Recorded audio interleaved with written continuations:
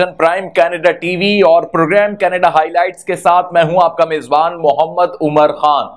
नाजरीन, आप जानते हैं कि कनाडा के अहम मौज़ूआत हम आपकी खिदमत में रखते हैं और उन पर तज्जिया भी पेश करते हैं, और आज भी कुछ अहम खबरें जो कनाडा और कनाडा के मुख्तलिफ प्रोविंसेस से हैं वो भी आपकी खिदमत में रखेंगे और साथ ही उस पर अपना तज्जिया भी पेश करेंगे। इब्तिदा में सबसे पहले बात कर लेते हैं जराइम और हादसात के हवाले से, और हादसाती ये खबर है जिसमें एक्सीडेंट का एक वाकया है और मॉन्ट्रियल से आज की कनाडा हाईलाइट का आगाज करते हैं, जहां पर हफ्ते की रात को एक नाखुशगवार वाकया रूनुमा हुआ।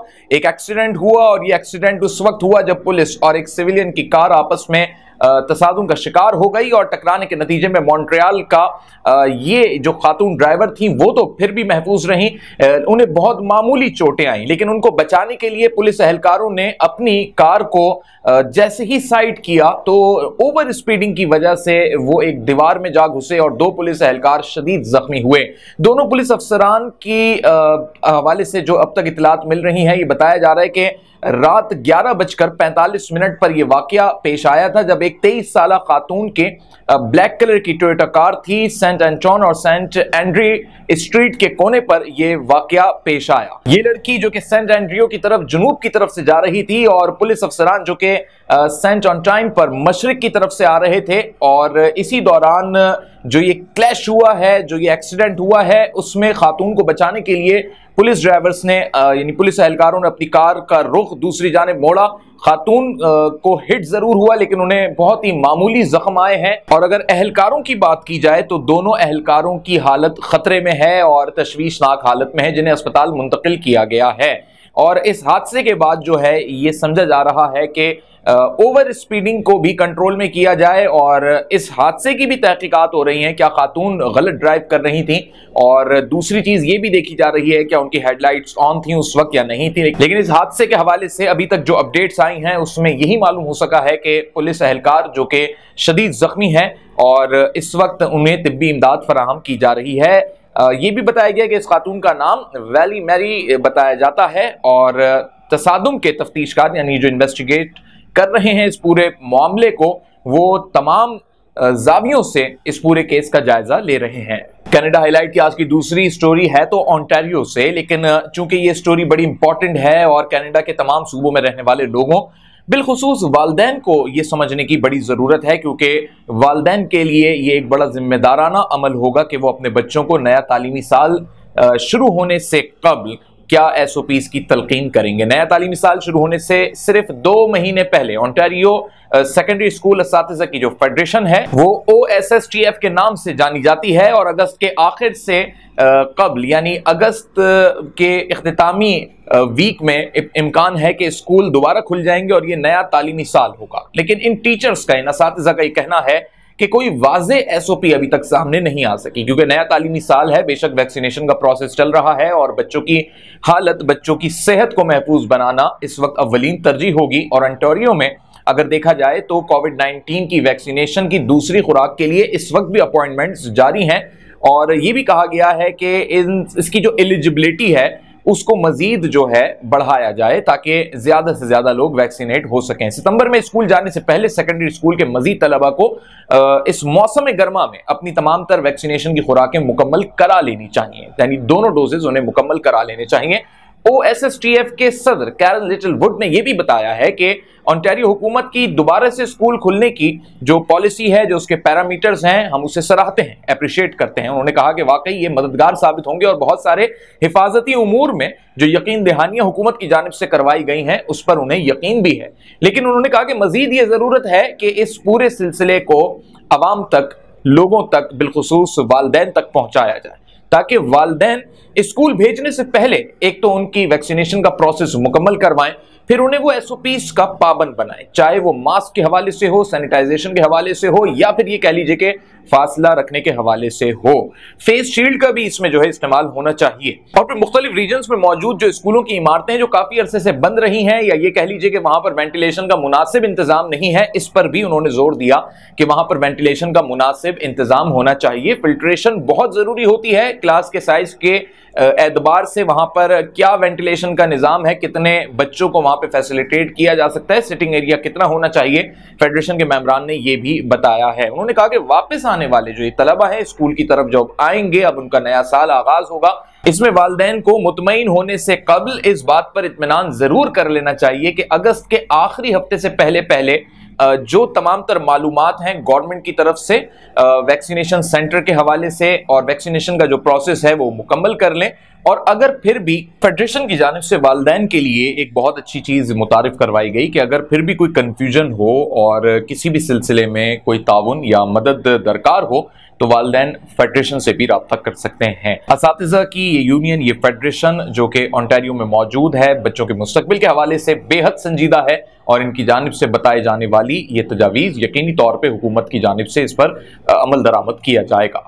कनाडा हाईलाइट की तीसरी खबर जो कि तमाम कैनेडियंस और वो तमाम तर लोग जो कि सफ़र की वजह से या सफरी सहूलियात ना मिलने की वजह से परेशान थे और 16-16 माह तक की ये सख्त सफरी पाबंदियों के बाद पहली बार ये हो रहा है कि कनाडा के अब जो कवायद और जवाबित सामने आए हैं उसमें बड़ा रिलैक्सेशन देखने में आ रहा है, लेकिन सिर्फ कुछ मखसूस लोगों के लिए है ये, क्योंकि कैनेडियंस और मुस्तकिल जो मकीन हैं उनको मुकम्मल तौर पर अगर वैक्सीनेटेड वो हो चुके हैं तो इन लोगों के लिए अब बॉर्डर क्रॉस करना आसान होगा, यानी अब इन्हें जो ज़मीनी रास्ता है सफ़र तय करने में आसानी होगी। लेकिन अगेन कोविड-19 की वैक्सीनेशन का मुकम्मल कोर्स होना लाजमी है। 14 दिन के क्वारंटाइन को वो छोड़ नहीं सकेंगे और जो एयरलाइन के ज़रिए सफ़र करने के ख्वाहिशमंद मुसाफिर हैं, पैसेंजर्स हैं, वो इस ज़रूरत से मुस्तस्ना उन्हें करार दिया जाएगा, लेकिन अभी करार नहीं दिया गया है। वो पहले 3 दिन हुकूमत की मंजूर शुदा किसी भी होटल में कनाडा में गुजारेंगे, यानी क्वारंटाइन रहेंगे और उसके बाद फिर वो कनाडा बॉर्डर सर्विसेज एजेंसीज के जरिए वो बॉर्डर को पार कर सकेंगे या पास कर सकेंगे। अगर मुसाफिर पीर से पहले कनाडा जाने के लिए अहल ना हो तो फिर भी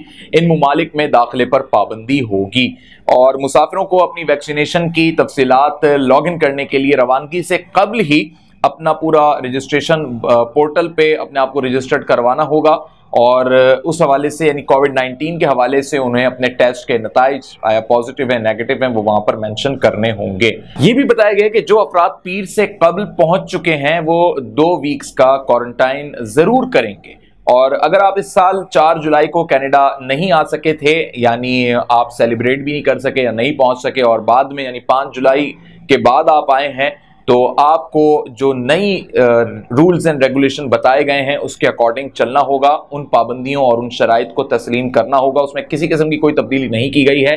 CBSA के जो नायब सदर हैं उनकी तरफ से ये बात बताई गई है कि जो लोग कनाडा आ सकते हैं, जो अपने आप को एलिजिबल समझते हैं, वो बॉर्डर पास करने से कबल रजिस्ट्रेशन पोर्टल पर लॉग इन करके अपना डेटा, अपने जो नताइज हैं उनके या जो रिजल्ट्स आए हैं टेस्ट के अगर पॉजिटिव हैं नेगेटिव हैं और क्वारंटाइन उन्होंने कितने दिन का किया है, ये सारी डिटेल्स वो रजिस्ट्रेशन पोर्टल पर जरूर मेंशन करें। कनाडा हाईलाइट की चौथी स्टोरी जो कि एक नाखुशगवार वाक़े के हवाले से है जिसमें एक ही खानदान के 7 अफराद आतिशज़दगी का निशाना बने और जलकर जाम-बहक हो गए और गुज़िश्ता जुम्मे की सुबह घर में आतिशज़दगी से हलाक होने वाले एक ही खानदान के इन 7 अफराद के एजाज़ में शहर के मशरिक में कैलगरी की एक ग्रीन डोम मस्जिद में और ये भी बताया जा रहा है वहां पर एक इस्लामिक सेंटर भी है, वहां पर खुसूसी दुआ का एहतमाम हुआ। Islamic supreme council of Canada के साथ जो इमाम सैयद सोहरवर्दी हैं उनकी जानिब से कहा गया कि इस खानदान के रिश्तेदार जिनमें से कुछ अभी सानहे के पेश नज़र ओंटारियो से अल्बर्टा पहुंचे हैं वो हम उनसे सबसे ताज़ियत करते हैं और उनके साथ इस दुख की घड़ी में हम उनके साथ हैं। सोहरवर्दी साहब की जानिब से ये भी कहा गया कि इस खानदान को हम जानते हैं।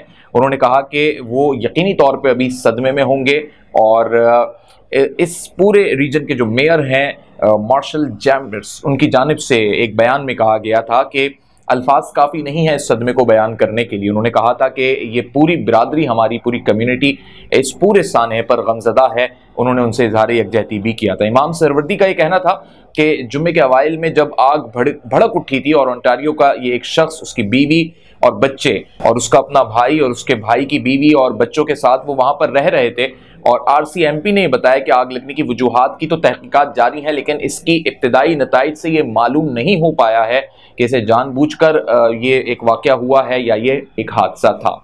लेकिन इस नाखुशगवार वाकये के नतीजे में एक ही खानदान के 7 अफराद, जिनमें बच्चे भी शामिल थे, खवातीन भी थीं, जलकर जाँ बहक हुए हैं। बहुत ही अफसोसनाक ये वाकया पेश आया। इमाम सोहरावर्दी का ये भी कहना था, उन्होंने अपने एक इंटरव्यू में कहा था कि हमारी इस्लामी इस्तिलाहात में जो भी शख्स इस तरह के सानेहात की वजह से फौत हो जाता है उसे शहीद समझा जाता है इस्लाम के अंदर। लिहाजा ये 7 अफराद, जिनमें बच्चे, खवातीन और घर के ये 2 मर्द भी शामिल थे, ये सब शोहदा में शामिल होते हैं, क्योंकि ये एक नागाहानी सानहे की सूरत में जाँ बहक हुए और इस पर हर कोई अफसरदगी कर रहा है, बहुत ज़्यादा गम में मुब्तला है। जहां तहकीकात का सिलसिला जारी है, वहीं उन्होंने दुआ भी करवाई और कहा कि इस अलमनाक हादसे का मजीद कोई शिकार ना बने और जो अफराद इसका शिकार हो चुके हैं उनके दर्जात बुलंद हों और उन्हें शहादत का ये रुतबा मिले। कनाडा हाईलाइट की 5वीं स्टोरी जो कि टोरंटो के हवाले से है, और आपको ये बताएं कि कोविड-19 के इस मरहले में जहां वैक्सीनेशन का सिलसिला जारी है, वहीं लोगों में किसी हद तक अब इत्मीनान की लहर देखने में आ रही है। लोग अब मुतमईन हैं, बिलखुसूस वो लोग जिनके कारोबार खुल रहे हैं। ओंटारियो में एक हेयर सैलून जो अब दोबारा से फाल हुआ है, SOPs के जरिए ही काम होगा, लेकिन इस हेयर सैलून की जो ओनर है क्रिस्टन रैंकिन, उन्होंने मीडिया से गुफ्तगू भी की। सबसे ज़्यादा उन्होंने खुशी का इजहार किया और सबसे अहम चीज़ ये कि यही सैलून्स, ये जिम्स सबसे ज़्यादा ये तस्वुर किए जा रहे थे कि कोविड-19 को ट्रांसमिट करने में इनका बड़ा रोल है, क्योंकि लोगों का इंट्रैक्शन बड़ा क्लोजली होता है इसमें। अब जो SOPs बताई गई हैं उसके अकॉर्डिंग फेस शील्ड भी है, उसके अकॉर्डिंग सैनिटाइजेशन, सबसे बड़ा मरहला वैक्सीनेशन का है इसके अंदर। तो अब ये इम्कानात हैं कि मजीद जो है ये सिलसिला यानी कोविड नहीं फैलेगा, लेकिन इसमें अगेन उन्हें SOPs को फॉलो करना पड़ेगा। इन्हीं SOPs के साथ अब कारोबार आगे बढ़ेगा। लिहाजा ये सैलून अब खुलना शुरू हो चुके हैं और इस सैलून की जो ओनर है क्रिस्टन रैंकिन, उन्होंने कहा है कि हम काम से जब दोबारा से अटैच हो रहे हैं, काम करने के हम काबिल हुए हैं, तो हमें ये अच्छा एहसास दिला रहा है। हमारी फीलिंग्स बहुत अच्छी हैं, हम बहुत ज़्यादा मोटिवेटेड हैं और हम ख्याल भी रखेंगे SOPs का। लोगों को भी मुतमईन रखना चाहते हैं और लोगों की सबसे ज़्यादा ये ज़रूरियात हैं। ये हेयर सैलून्स हो गए, ये अपने आप को फिट रखने के लिए जो लोग जिम जाना चाहते हैं, ये उनकी ज़रूरियात हैं। मीडिया से उन्होंने क्या गुफ्तगू की, क्या उनके तासुरात थे, कुछ आपको उनकी ज़ुबानी ये तासुरात सुनवाते हैं। You know, it felt a little surreal. Yesterday was our first day of opening, and I just remember walking to work, and I kind of had those jitters that you get on your first day of school. It was wild. Yes, or something. We're like, don't ever go away again. You know, it's really kind of amazing. Yeah. I know, we're on Gerard and the Jones area. We lovingly call it the East End or Jeroens, and we have a great business community here too with all the restaurants. So it was a real loss. It felt very, deserted and stuff like that when you did walk around. So having the outdoor patios open and having the liveliness of these couple of blocks for us has been incredible. And our clients are just pros at it because, as you know, this is not our first rodeo when it comes to being locked down and reopening. So, we just kind of did all of the things. We constantly made sure we were checking the government updates for what the protocols are for PPE and regulations. And then it really is just a matter of going over everything again, cleaning and sanitizing constantly and making sure our clients know what the protocol is when they come in. But all of that being said, our bills didn't stop. Utilities, rent, that was all stuff that still had to get paid. And so it was really money that was just keeping us alive, to be honest with you. And so, if we didn't have that, I shudder to think what would have happened to so many more small businesses and salons and restaurants in this neighborhood. And in Toronto, in Ontario, it would have just been absolutely disastrous.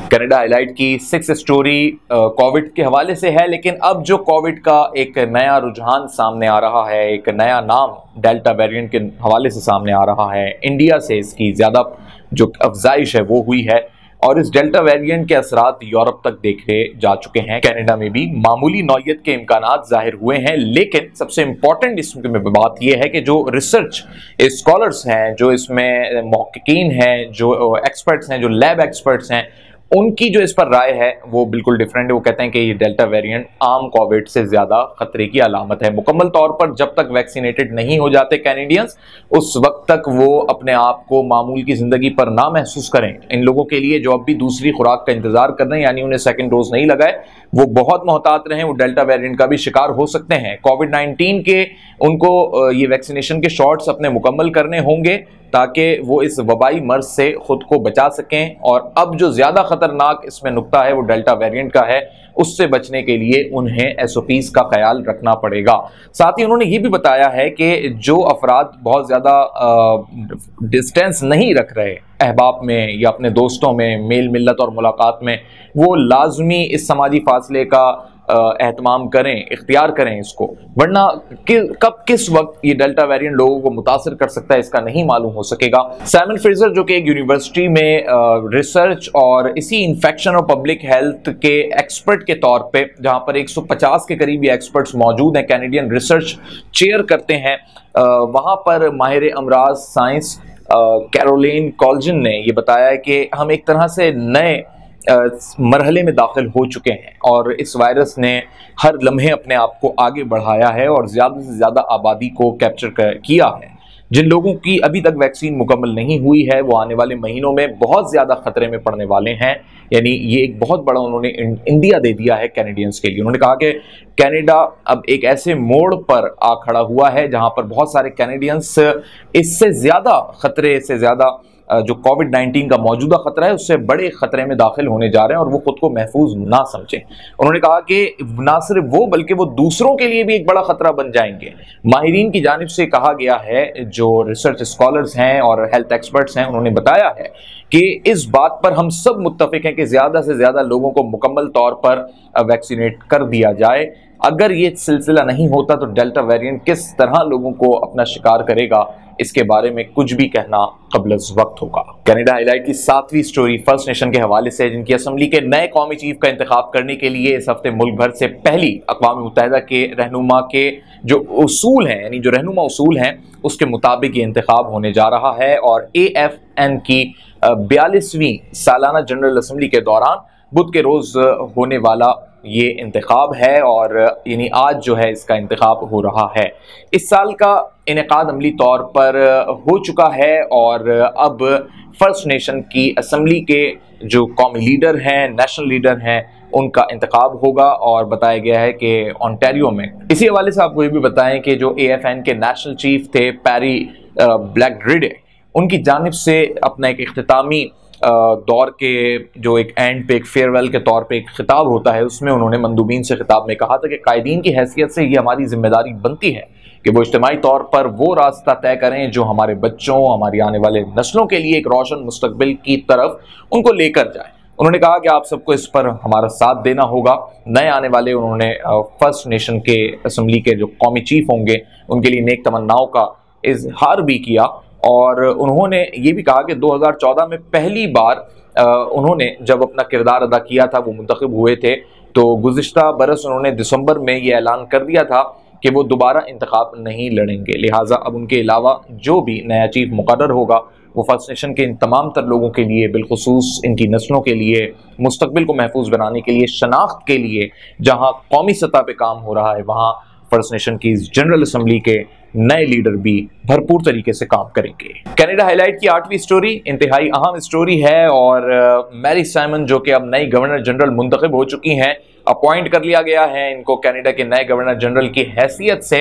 खातून के हवाले से भी आपको बताएंगे, लेकिन पहले मैं ये बताना चाहता हूँ कि prime minister Canada Justin Trudeau की जो सियासी हिकमत अमली, उनकी सियासी बसीरत, उनकी डिप्लोमेटिक अफेयर्स में जो एक्सपर्टीज़ हैं वो काबिल कदर है। दूसरे ममालिक के प्राइम मिनिस्टर्स को ये सीखना चाहिए कि किस तरीके से जस्टिन ट्रूडो अपने मुल्क की बका, सलामती, खुदमुख्तारी, लोगों के इत्तेहाद और सबसे बढ़ के ये कि कनाडा के बेहतर मुस्तकबिल के लिए किस तरीके से अपनी हिकमत अमली को अमली जामा पहनाते हैं। सबसे इंपॉर्टेंट फिगर इसमें यह है कि जस्टिन ट्रूडो ने इस बात का अंदाजा बखूबी लगाया, ये उनकी सियासी बसीरत, उनकी पार्टी लिबरल्स की जानिब से होने वाले जो तजावीज़ का एक मरहला होता है, जो उनकी बोर्ड मीटिंग्स होती हैं, उसमें आने वाले पॉइंट्स सबसे इंपॉर्टेंट रहते हैं और उसी बेसिस पर जो इंडिजियस पीपल के हवाले से मामला चल रहे हैं ये जो मकामी अफराद का एक बड़ा मसला है, और फिर उनके लिए जो गवर्नमेंट की जानिब से सहूलियात थी। तो एक ऐसे वक्त में जब कनाडा की नई गवर्नर जनरल का इंतखाब था, तो उन्होंने क्वीन से खुद ये रिक्वेस्ट की, रिकमेंड किया एक ऐसी खातून को जिनका ताल्लुक इंडिजिनस फैमिली से है। इंडिजिनस फैमिली के साथ साथ वो एक सियासी बसीरत रखती हैं। कनाडा के अंदर उन्होंने बड़ा अपना एक किरदार अदा किया है। 4 बड़ी अहम खूबियां हैं इनकी। और गवर्नर जनरल मैरी सैमन, जो कि अब कनाडा की गवर्नर जनरल बन चुकी हैं, वो खुद एक फर्स्ट एम्बेसडर रह चुकी हैं। तो इससे ये साबित होता है कि उनके पास कितने अच्छे नेगोशिएशन स्किल्स होंगे, लैंग्वेजेस सबसे इंपॉर्टेंट, और तीसरी इंपॉर्टेंट चीज ये कि उनकी अपनी एक पॉलिटिकल पर्सनैलिटी जो वाकई कनाडा के बेहतर मुस्तकबिल के लिए एक बड़ा अहम किरदार अदा करेगी। क्यूबिक के हवाले से भी बताऊं कि नॉर्दर्न एरियाज जो क्यूबिक के हैं, उसके हवाले से बहुत सारे ऐसे एग्रीमेंट्स जो माजी में यानी 80s में हुए, उसमें उन्होंने अपना एक रोल अदा किया। एक सीनियर पर्सनैलिटी हैं कैनेडियन पॉलिटिशियंस में, और अब मैरी सैमन जो कि एक नई गवर्नर जनरल के तौर पे मुतारिफ हो चुकी हैं। गवर्नर जनरल ने अपनी इब्तिदाई ज़िंदगी के बारे में भी इस हवाले से बताया, और जो उनका पहला खिताब लोगों से एड्रेस हुआ, और ये इम्कानात थे कि जस्टिन ट्रूडो यकीनी तौर पे ऐसा ही रिकमेंडेड कैंडिडेट सामने लाएंगे, उनकी तरफ से ऐसी ही रिकमेंडेशंस होंगी जो वाकई कनाडा के मुस्तकबिल के लिए बेहतर हो, और मैरी सैमन की सूरत में ये चीज़ बेहतर है। लिहाजा जो उन्होंने गवर्नर जनरल मैरी सैमन ने अपने अर्ली लाइफ के बारे में बताया, कुछ मुलाहिजा फरमाते हैं, आपको भी दिखाते हैं। I was born Mary Jeannie May. My Inuk name is Ningyukarlak in Arctic Quebec, now known as Nunavik. My mother was Inuk and my father was from the south, was manager of the local Hudson Bay Company Post. I spent my adolescence in Nunavik, living a very traditional lifestyle. Many months out of the year, we camped and lived on the land, hunted, fished, and gathered food, and maintained an active connection with our Inuit heritage and language. Part of my cultural tradition as an Inuk are the strong bonds that are created across the generations. My grandmother Ginny and my mother Nancy were my teachers and mentors, and these influences continue today. They both instilled in me a boundless energy for learning, self-improvement, and helping my community. They also taught me to always be proud of who I am and to keep my mind open to other points of view. From my father, I learned about the South and the non-native world, from a man who had a profound love and respect for the North, its people and its natural beauty. Combined with these experiences, allowed me to be a bridge between the different lived realities that together make up the tapestry of Canada. I can relate to all people, no matter where they live, what they hope for, or what they need to overcome. As time passed, my work often took me south.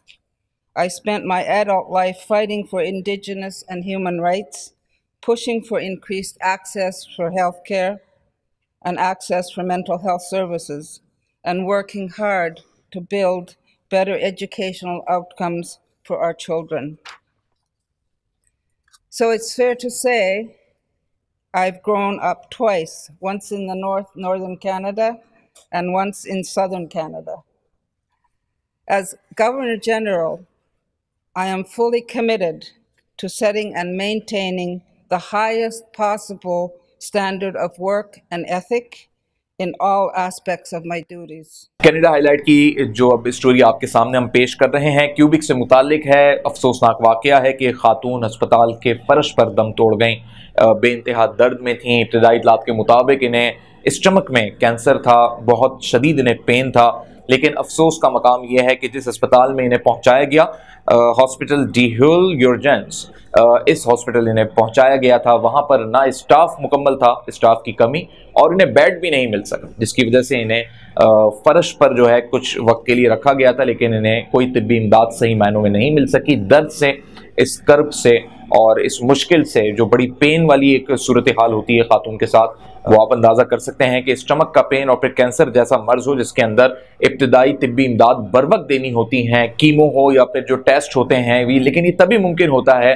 जब medical staff treat करना शुरू करे। लेकिन खातून को बर वक्त treatment नहीं मिली, जिसकी वजह से वो इस दर्द का शिकार रहीं। वीडियो क्लिप में आपको दिखाते हैं कि फर्श पे वो किस तरह पड़ी हुई थी, क्या उस वक्त उनकी कैफियत थी, ये मुलाहिजा फरमाते हैं। This is how 58-year-old Anne Pominville's family wants to remember her, but this is how she spent some of her last hours alive. On the emergency room floor at Hull Hospital in Gatineau, Quebec. She came in because of stomach pains so severe she wasn't able to sit in a chair. But with no stretchers available, staff provided her blankets and she made a bed on the floor. Pominville waited for hours. Eventually, she saw a doctor and was transferred to another hospital. She made it through the operation. Doctors discovered cancer in her stomach, but she took a turn and passed away. Concerned about her treatment in the ER and is investigating. We are doing everything we can to understand what happened and to prevent this kind of situation from happening again. Today, in the ER and is investigating. We are doing everything we can to understand what happened and to prevent this kind of situation from happening again.